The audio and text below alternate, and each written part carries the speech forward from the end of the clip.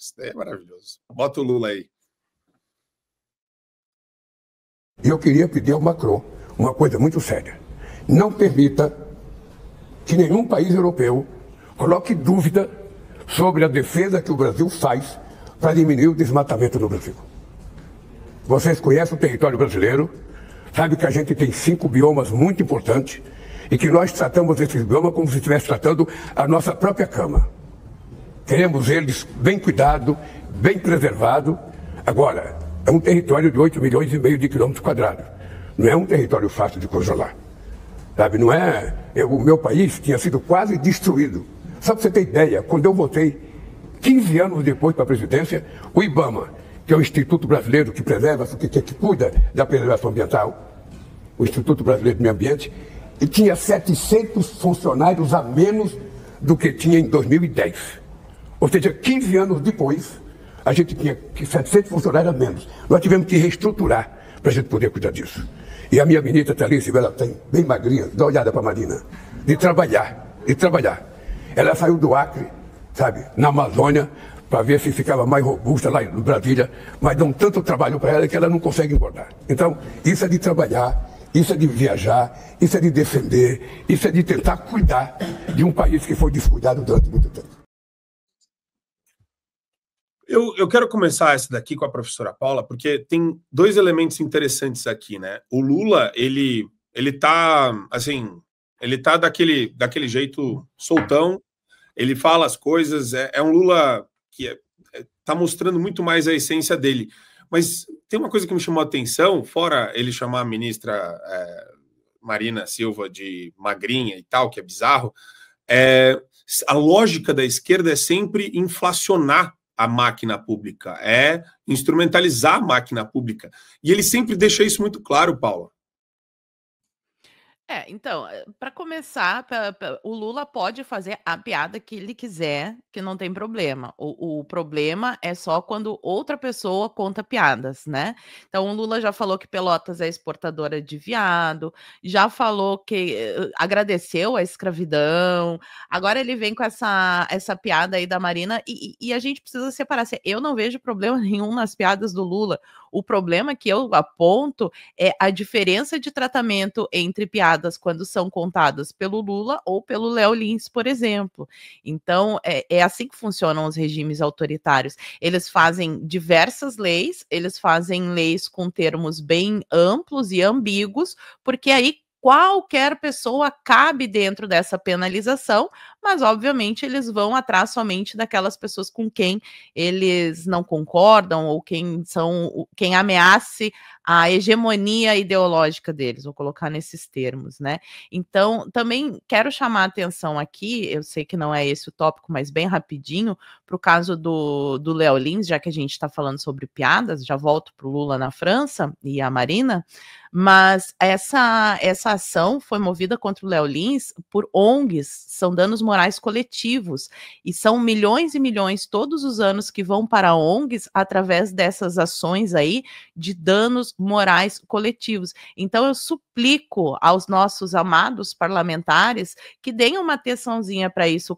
Quem eu vejo muito nessa pauta é o Felipe Barros, né, que tem uma lei com relação a ONGs para não aceitar dinheiro estrangeiro ou para restringir isso, para que não haja interferência externa, mas eu chamo a atenção também dos nossos parlamentares para esses processos de danos morais coletivos que alimentam a militância esquerdista. Bom, dito isso que eu considero extremamente importante, vamos para o sapo cachaceiro de novo na França, né? Falando que o desmatamento na Amazônia diminuiu com a maior cara de pau do mundo. A gente viu algumas semanas atrás aquele embate que teve entre a Marina Silva e o senador Plínio Valério, onde ele falava que respeitava ela como mulher, mas como ministra não, até porque ninguém é obrigado a respeitar político, ministro, em uma democracia. Em uma democracia, a pessoa pode dizer assim, ela é ministra, mas eu não respeito essa função de ministra dela, porque eu não concordo com a linha que ela está adotando. Em uma democracia, isso é possível. Isso só não é possível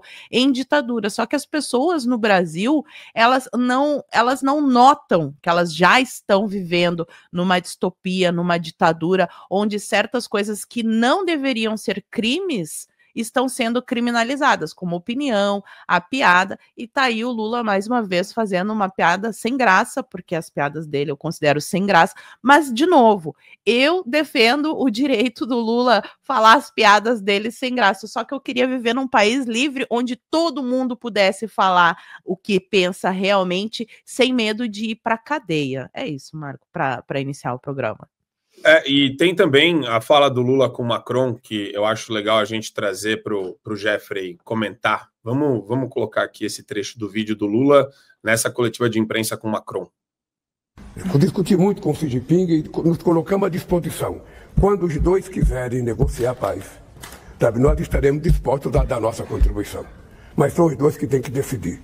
Lamentavelmente, a ONU está enfraquecida politicamente e a ONU tem pouco poder de dar opinião sobre a guerra, não apenas essa, mas qualquer outra guerra que aconteça no mundo.